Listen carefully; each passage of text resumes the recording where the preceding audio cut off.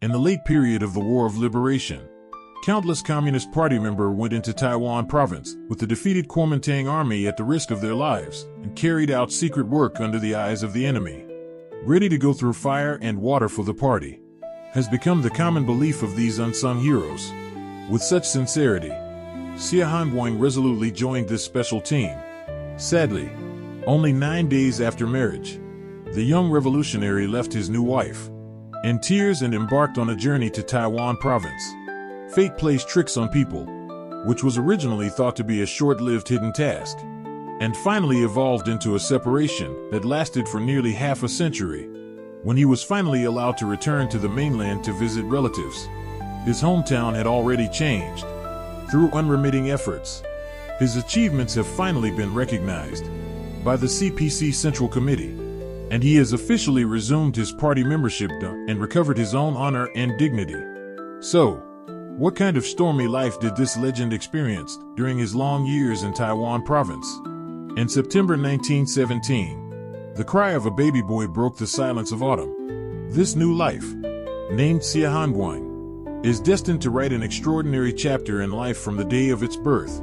It was the May 30th tragedy that shocked China and foreign countries in 1925 that really sowed the seeds of feelings for home and country in his young mind. The scene of anger in the market was deeply imprinted in his memory.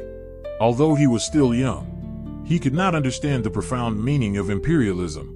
But his mother's sigh, full of blood and tears, "Our life is so bitter" in Chinese, made him really feel the pain of the nation for the first time.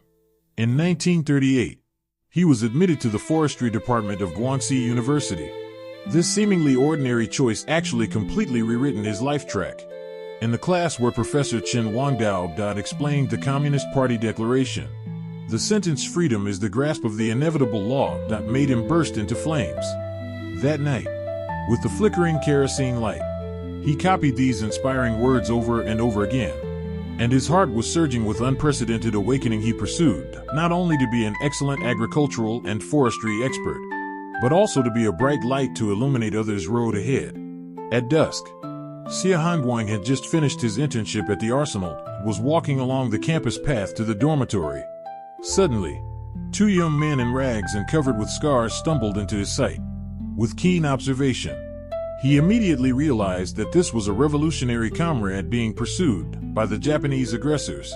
Without hesitation, he quickly took them to the shelter of the experimental forest farm and covered their blood with overalls covered with oil. At this time, the footsteps of the Japanese patrol came in the distance. Xia Hanguang calmly stepped forward, spoke authentic Japanese, calmly responded as a forestry inspector, and successfully diverted the enemy's attention. This thrilling encounter became an important turning point in his life. Since then, the lush forest farm has quietly turned into an important liaison station for underground party organizations under the cover of night. During the day, he is a scholar who focuses on scientific research. At night, he becomes a dark messenger who transmits information and covers comrades. He has always kept his mouth shut about this double identity life. Even his classmates and friends who get along with each other day and night, or lovers who are congenial to each other, have never noticed anything. In the late autumn of 1946, a secret order changed Xia Hanguang's life track. The organization decided to send him to Taiwan Province as a scholar to carry out secret work with his mentor. In order to protect the safety of his family, he not only didn't take anything to prove his identity, but even dared not reveal the real purpose of his trip, leaving only a heartbreaking farewell: "If I am late, I don't have to wait." After his first arrival in Taiwan Province, he worked in Lianhuachi branch of Forestry Experimental Institute. With the transfer of his tutor, he took over his duties naturally. Ming Li is a respected forestry expert, but secretly he shoulders the heavy responsibility of contacting the center. At the academic seminar, he is a professional with unique opinions. After nightfall, he became a revolutionary messenger who shuttled between urban and rural areas. With the cover of his professional identity, he successfully arranged legal jobs for many comrades.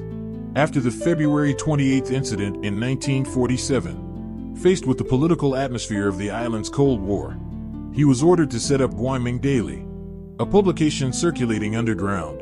spreading revolutionary fire with obscure words. When he left that year, he might have been ready to say goodbye forever.